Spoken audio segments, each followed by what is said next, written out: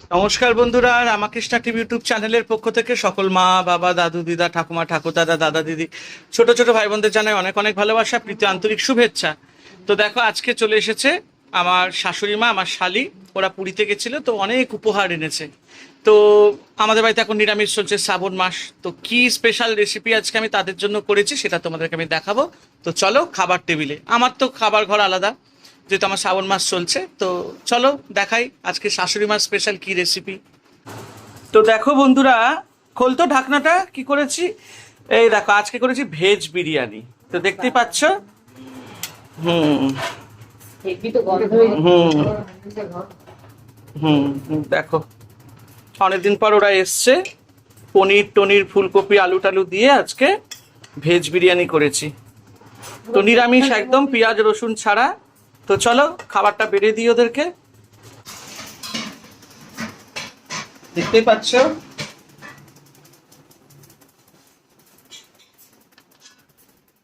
রায়তাও আছে, হ্যাঁ। ও বাবা।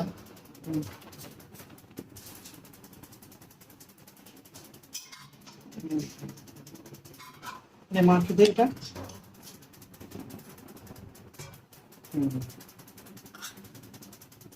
মাখি দে। তো বন্ধুরা, দেখতেই পেলে আমার শাশুড়ি মা এসছে, আমার শালি এসছে। তো আজকে নিরামিষ ওদের জন্য বিরিয়ানি করে দিয়েছি। ফুলকপি আছে, আলু আছে, পনির আছে, গাজর আছে, কড়াইশুঁটি আছে, যা ঘরে ছিল তাই দিয়ে বানিয়ে দিয়েছি। খুব সামান্য উপকরণ দিয়ে একদিন আমি আপনাদেরকে অবশ্যই দেখাবো পনির, ফুলকপি, আলু, ভেজিটেবলস দিয়ে কিভাবে ভেজ বিরিয়ানি করবেন। সাথে শশা দিয়ে রায়তা করেছি। বিরিয়ানি মানেই রায়তা। তো চলুন খাওয়া শুরু করা যাক।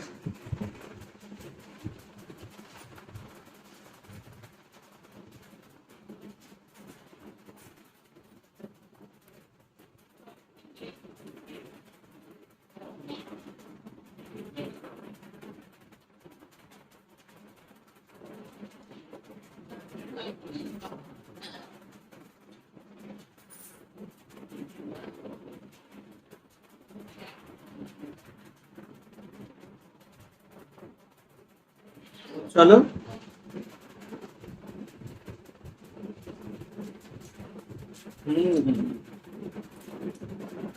খুব ভালো হয়েছে।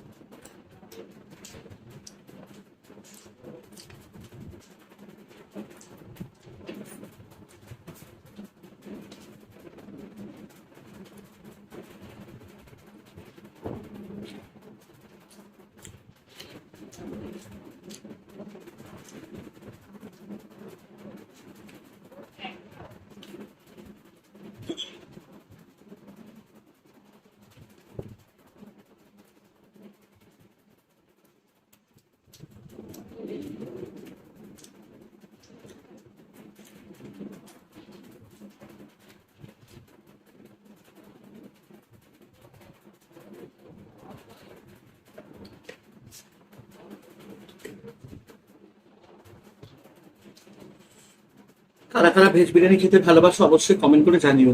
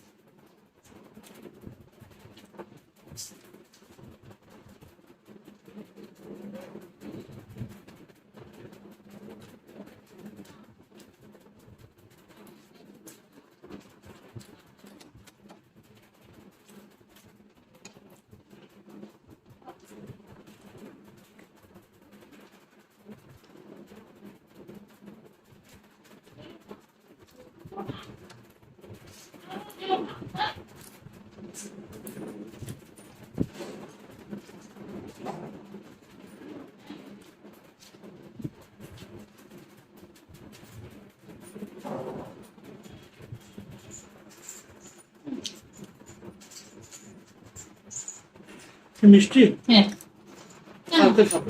খাও একটা নিয়ে এসছে হাতের সামনে নাও তো কালকে আজকে আর পারবো না। কালকে মা আর নিয়ে এসছে পুরো সমস্যা দেবো যেতে নাও রাত্রেবেলা তো খাও ওরা বিরিয়ানি খাবে না? না দিয়েছি এই মিষ্টিটা পাঠিয়েছে হচ্ছে আমাদের যে দোকানের দাদা বসে ওই দাদা আমাদের পাঠিয়েছে মিষ্টিটা আমার এই মিষ্টিটা আবার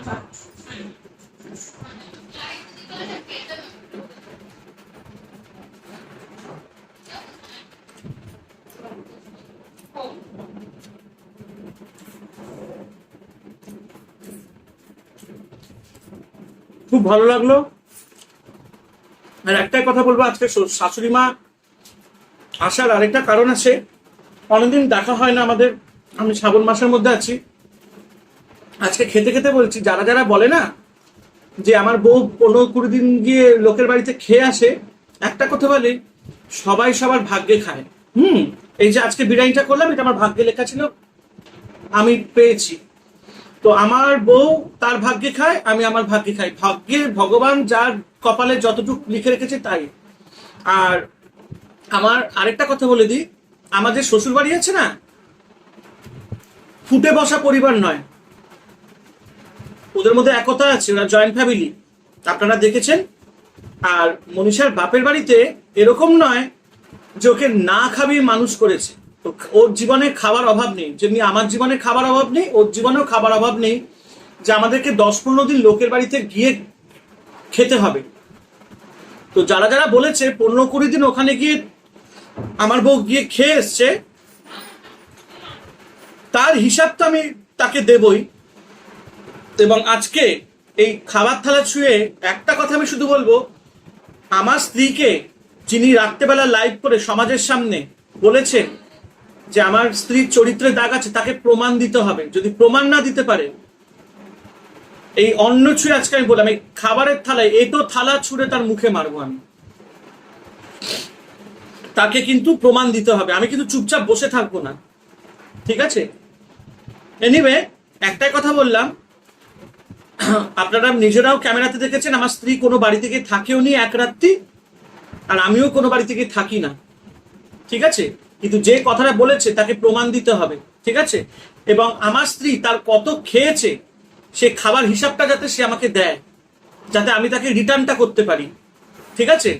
অনেক বড় কথা বলেছে, তো সেটা আমি হজম করতে পারিনি এখনো পর্যন্ত, কিন্তু এবার আমি হজম করব তাকে হিসাবটা দিয়ে।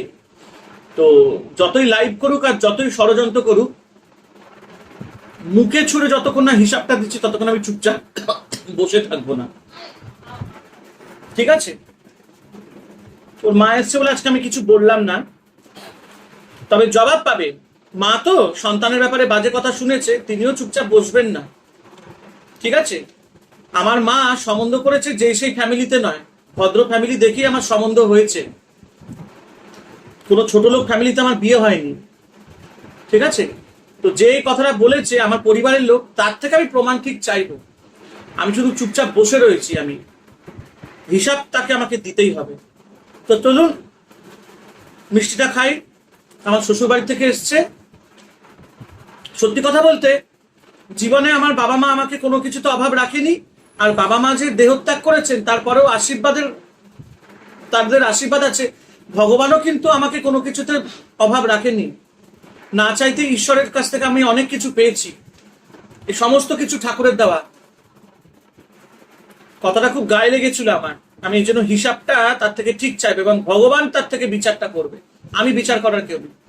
বিচার ঠিক হবেই, শাশুড়ি মা এসছে তো ঠিক মুখ খুলবে। নোটে গাছটি মরলো, আমার খাবারটি শেষ হলো। সবাই ভালো থেকো, আনন্দে থেকো, আর আমি মিষ্টিটা খেতে থাকি।